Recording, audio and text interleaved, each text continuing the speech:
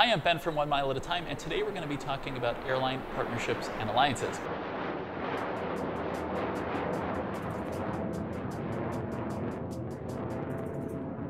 First of all, if you're new to 1 Mile at a Time, we're all about luxury travel for less. If you find this video helpful, please subscribe and give it a thumbs up.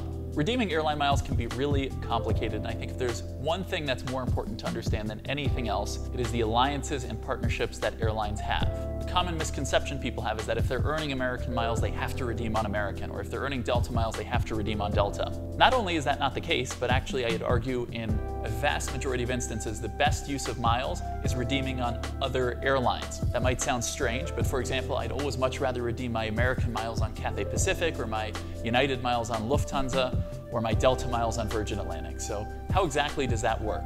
To start, it's important to understand that there are three major global airline alliances. You have Star Alliance, which in the US United Airlines is a member of.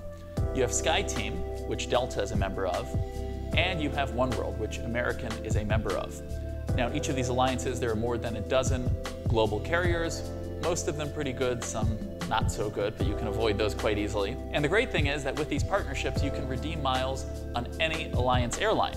So for example, you could redeem your United miles on anything from ANA in Japan, to Asiana in South Korea, to Lufthansa in Germany, to Swiss in Switzerland. The options are endless, and in many cases, not only do these airlines have more award availability, but also they typically have better onboard products. After all, if we're being honest, most people don't really want to fly with the big three US airlines. Airline partnerships go beyond the major alliances though. So it's not just that you can redeem miles on an airline within that alliance, but in many cases, airlines have really unique partnerships that can add a ton of value. To give an example, British Airways is in Oneworld, and their Executive Club Frequent Flyer program not only lets you redeem miles on all Oneworld airlines, but they also have a few other unique airline partners, including Alaska. Now, if you live on the West Coast or fly up and down the West Coast or to Seattle, chances are Alaska is a great option for you, but they're not actually part of one of the global alliances. And that's one of the benefits of accruing specific miles with these programs, because in the case of British Airways, they have a distance-based award chart, so you can redeem at a really reasonable cost your miles on Alaska. In many cases, the prices through British Airways for travel on Alaska are actually cheaper than what Alaska would charge through their own mileage plan program. So as bizarre as it sounds, in many cases there are arbitrage opportunities where you can pay fewer miles by booking through another airline rather than through an airline's own frequent flyer program. To give an example of some of the arbitrage opportunities out there, Qatar Airways has one of my favorite business class products in the world. They have their new Q suites, which are fully enclosed business class suites. This is more like a first class than a business class, really. They also have excellent service, dine on demand, great champagne, all that stuff. So if you're redeeming, for example, from New York to Doha, if you book directly through Qatar Airways Privileges program, that would cost 101,500 miles one way from New York to Doha. That's not a totally unreasonable amount, but if you book that same exact seat using American miles, you would pay just 70,000 miles. On top of that, the fees would be lower booking through American as well. So you'd be paying significantly less, and for many people, that's a more accessible points currency. So with American, you could be earning miles directly with one of their co-brand credit cards, or you could be transferring over points from Marriott.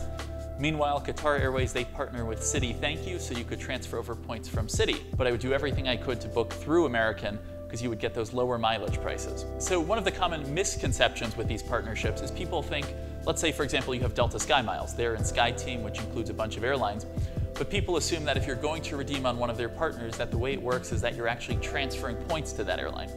That is not the case at all. Rather, you are booking through Delta in that case at Delta's award prices on those other airlines. So that's an important distinction because there's no transferring of miles going on here. So you don't even have to go to the other airline's website to figure out what is their award cost or what are the rules associated with it, because you're going based on the airline that you have your miles with. Nowadays, airlines' websites have mostly gotten better to the point that you could search award availability for travel on the airline that you have miles with directly on their website. However, in the cases of some of these partnerships, you might not be able to find the award seats online, but rather you may have to call. While that sounds really annoying, and it sort of is, the good news is it means that fewer people are seeing those award seats, and it actually gives you better odds of finding those seats.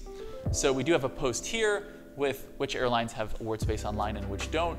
and which maybe gives a little more background on how you would go about actually finding those award seats, which can be the tough part. So to summarize, in many cases, the best uses of your miles are actually by booking through an airline that is a partner or part of the same alliance as where you have your miles. It can be a little bit complicated to understand all of these partnerships, but if you either Google this or go to onemileatatime.com, if you go to any airline's Redeem Miles page, it should show you all their partnerships as well as the award costs.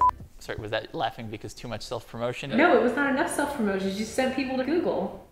Well, you can Google it. I'm saying it's easy enough to Google. It's true. Thank you so much for watching. Let me know what questions you have in the comments below. Please make sure you subscribe if you found this video helpful, and check out onemileatatime.com for more travel and mileage tips.